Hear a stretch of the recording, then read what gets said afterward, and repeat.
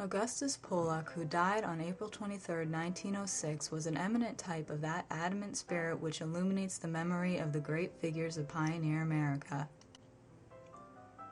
Born in Buenda, province of Westphalia, Germany, July 5, 1830, he studied and graduated in the colleges of Germany, being possessed of a sound culture and versatile talents when he came to America in 1849. In Wheeling, where ultimately he made his lifetime home, his work created great increment of wealth that benefited the city and all of its people, and he gave diligently of his immense energies to the advancement of many important community projects.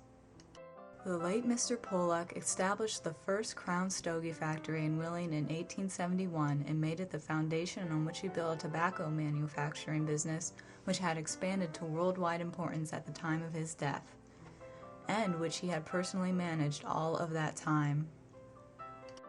Further, he was one of the organizers of the German newspaper, The Patriot, and was prominently interested in the German Bank of Wheeling, German Fire Insurance Company, Aetna Iron and Nail Company, and West Virginia Tobacco Company, being president of the last named.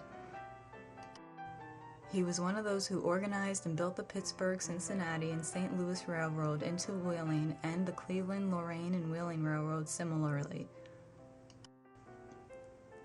In 1887, he was chosen as arbitrator of the dispute between Wheeling and Pittsburgh glass manufacturers and their employees. So high indeed were his qualities held in the esteem of his fellow citizens that he was given the unanimous nomination as mayor of Wheeling, which he later declined.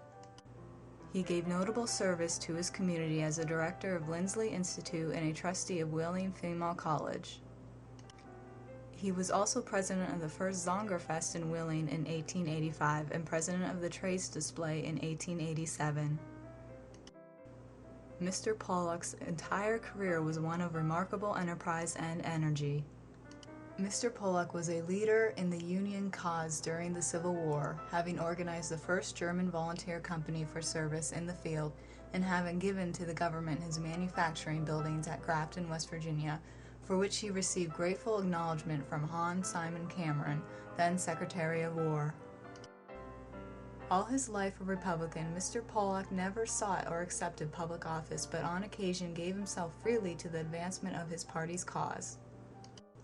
In the campaign of 1888, he made many speeches on behalf of the Harrison Morton presidential ticket and was named an elector at large on the same ticket. Mr. Pollack's relations with labor were of the liberal type that anticipated in a certain degree of changes which later were of such great benefit to the working man.